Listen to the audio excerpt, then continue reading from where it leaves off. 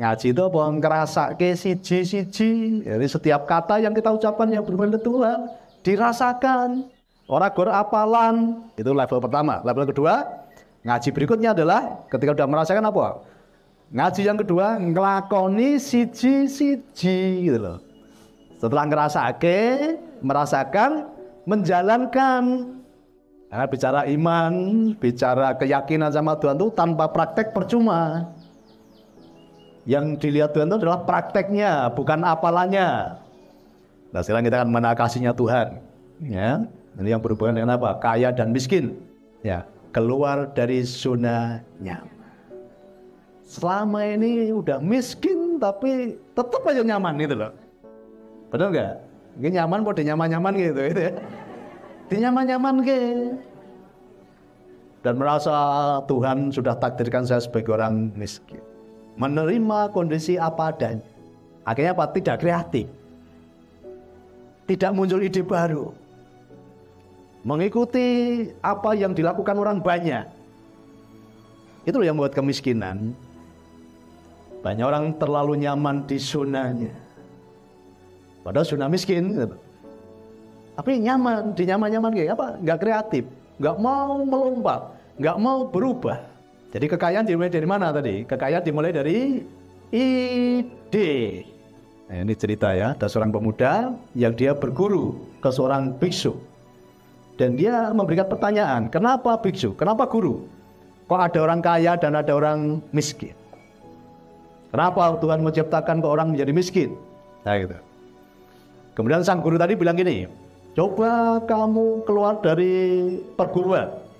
Ya kamu mau masuk ke kampung itu, carilah penduduk yang paling miskin di kampung itu. Akhirnya sang murid tadi ya datang ke sebuah kampung dan ketemu rumah yang paling jelek, ya rumah yang paling buruk dan paling miskin di kampung itu. Akhirnya dilaporkan kepada gurunya. Guru sudah ketemu. Ya kemudian dia sama gurunya berangkat ke kampung tadi, ya dan menginap di penduduk yang paling miskin di kampung itu. Di kampung itu rumahnya tadi hanya dari bambu dan banyak bolong-bolong. Di dalam rumah itu ada seekor sapi. Nah, seluruh kampung itu semuanya memelihara sapi. Karena di situ terkenal kampung susu, ya, penghasilnya dari susu sapi. Dan semua kampung pelihara sapi. Dan orang yang paling miskin tadi cuma punya satu sapi. Jadi tidurnya bareng-bareng dengan sapi karena rumahnya tidak besar. Nah, si guru tadi sama muridnya ngobrol dengan pemilik rumah tadi, ada bapak, istri, dan anaknya. Tidur bersama sapi karena kemudian cerita panjang lebar sampai malam, kemudian mereka semua tertidur. Pagi-pagi benar, sang biksu tadi, ya, sang guru tadi membangunkan muridnya untuk pulang sebelum tuan punya rumah itu bangun. Dan sebelum pulang, sang guru tadi mengambil pedang yang sangat tajam dan leher sapi tadi ditebas oleh sang guru tadi. Kemudian muridnya berontak, "Guru, kenapa Anda kejam? Sapi satu-satunya yang menjadi mata pencarian orang tadi, keluarga tadi. Mereka menggantungkan hidupnya pada satu sapi tadi. Tapi oleh sang guru sapinya ditebas." Dan muridnya bertanya, memberontak. Dan gurunya tidak pernah memberi jawaban. Sang guru tadi tidak pernah memberi jawaban. Muridnya selalu bertanya dan tidak pernah dijawab. Sampai sekarang kamu coba datang ke sana lagi, ke kampung itu. Dan kamu tengok orang yang dulu kita kunjungi. Ya, kamu datang lagi ke sana. Ibu ya, si penduduk tadi dulu rumahnya paling jelek. Paling miskin, paling jelek. Dan ternyata ketika datang ke kampung lagi, tidak menemukan rumah itu. Tidak menemukan rumah yang jelek dan miskin tadi. Dia mencari-cari gak ketemu. Kemudian dia tanya ke sana kemari. Dia cerita, dulu bapak yang pernah sapinya mati setahun yang lalu, di mana sekarang? Karena saya dulu pernah berkunjung 1 tahun yang lalu. Orang yang sangat miskin. Dan waktu itu ada tamu dan sapinya mati. Ya, dia nggak ngomong kalau yang bunuh gurunya kan. Karena dia tidak menemukan rumah tadi. Dia sudah tidak menemukan rumah yang tadi paling jelek tadi. Akhirnya lah penduduk ditunjukkan. Itu loh, rumah yang paling megah. Itu orangnya ada di situ. Ada keajaiban ya kira-kira? Ada keajaiban. Nah kemudian dia laporan sama gurunya. "Guru, aku sudah ketemu sama dulu yang pernah kita ke sana. yang sapinya guru bunuh. Ternyata sekarang berubah, dia menjadi orang yang paling kaya di desa itu.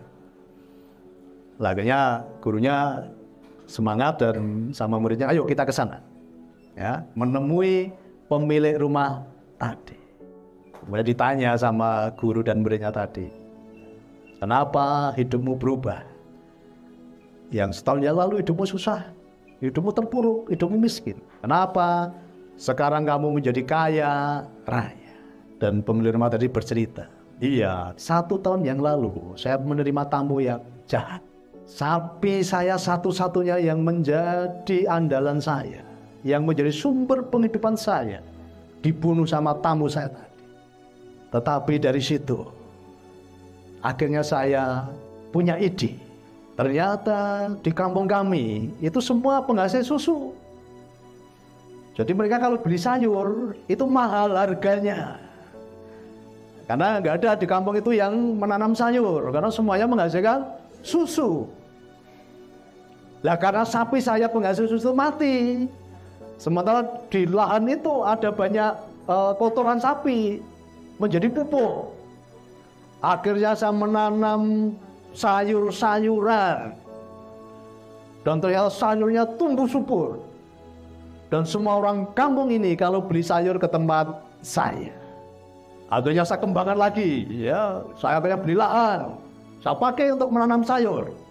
Gak hanya orang kampung sini yang beli, kampung sebelah yang pelihara sapi juga ngambil sayur dari tempat saya. Akhirnya saya sekarang menjadi juragan sayur. Makanya saya sekarang menjadi kaya. Selama ini banyak orang bertanya-tanya, kenapa ada orang kaya dan ada orang miskin? Ya, karena saja yang masih merasa miskin nanti menjadi kaya, ya. Kemudian siapa yang membuat kaya dan miskin? Apakah takdir itu? Ya, selama ini banyak orang menganggap kalau miskin itu takdir. Kalau takdir itu artinya apa? Takdir itu otoritas Tuhan, ya, absolut Tuhan. Kalau Tuhan mentakdirkan orang miskin, ya nanti banyak orang yang miskin bisa demo tadi. Kenapa Tuhan tidak adil?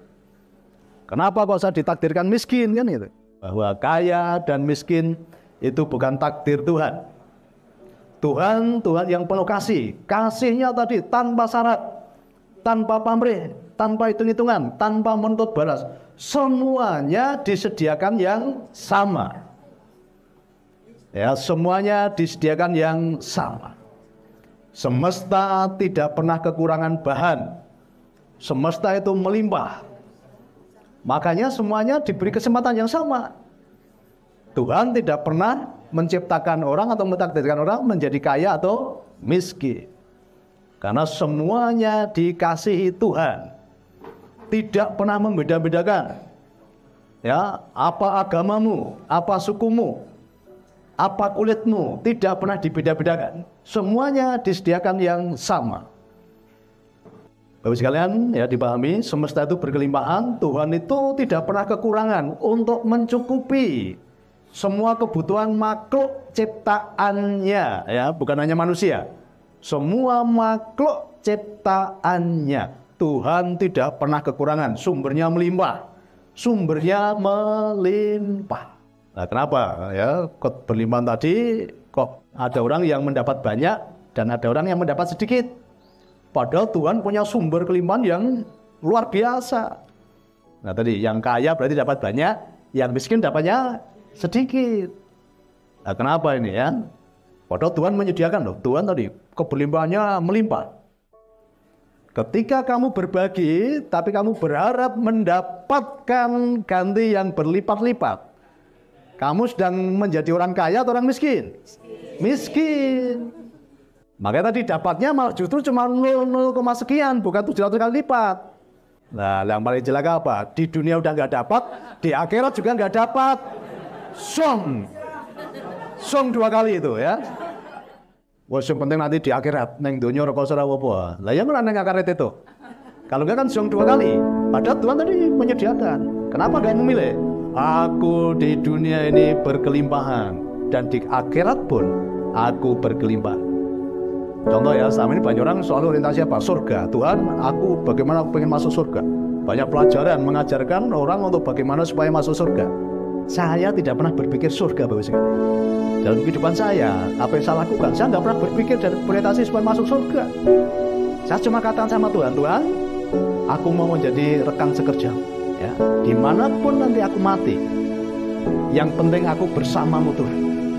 Yang penting aku bersamamu. Kalau aku di neraka gimana? Nggak apa-apa. Di neraka pun nggak apa-apa. Yang penting aku bersamamu. Terus surganya terus nerakanya jadi panas, waduh, nggak di sana. Aduh. Padahal esensi surga dan neraka itu gimana? Kalau hidupmu dipenuhi dengan rasa syukur, hidupmu sudah penuh dengan kasih, disitulah suasana surga itu hadir. Nah, seringkali banyak orang berpendapat, oh kalau kita punya kepercayaan ini, nanti Tuhan berkati. Ya, kalau kita punya keyakinan ini, nanti Tuhan berikan kelimpahan. Enggak. Bahkan kalau kita mau belajar ya, kita lihat fakta sekarang. Kita lihat fakta. Kalau Tuhan mengasihi umatnya hanya karena keyakinannya, Cina itu tidak punya agama, artinya tidak berdasarkan agama. Tapi Cina menjadi negara yang maju. Uni Soviet itu dulu negara yang tidak berdasarkan agama, tetapi teknologinya maju. Banyak negara Eropa yang tidak berdasarkan agama, justru kehidupannya maju. Ya, kita belajar kasihnya Tuhan tadi, kasih tanpa syarat, tanpa hitung-hitungan, tanpa pamrih, tanpa menuntut balas. Itu kasihnya Tuhan. Tuhan yang saya kenal tadi. Makanya apa? Tuhan yang maha pengasih dan maha penyayang. Kira-kira yang maha kasih dan maha penyayang suka menghukum enggak? Enggak. Pengen umatnya semua berkelimpahan enggak? Pengen.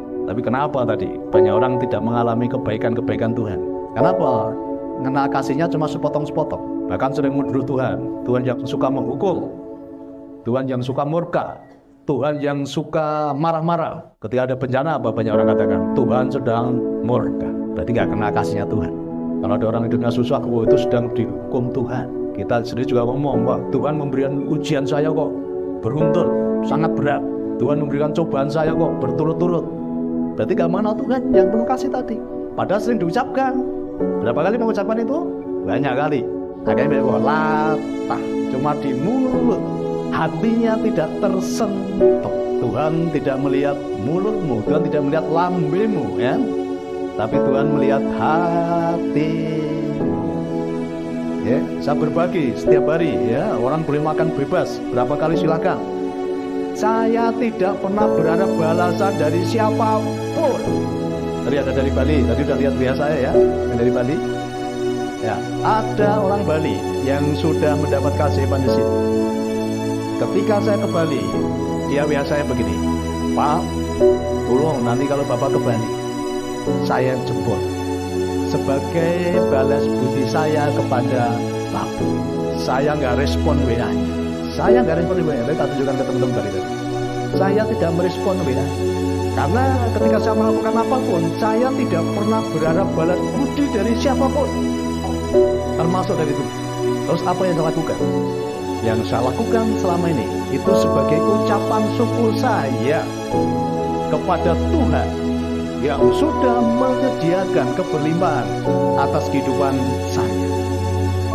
Maka tugas apa? Menyalurkan, menjadi saluran, gitu loh. Oh, saluran ini nggak ada hitung-hitungan. Tuhan tak ada ke 10, gue belekno 70 ya Tuhan, masa gitu.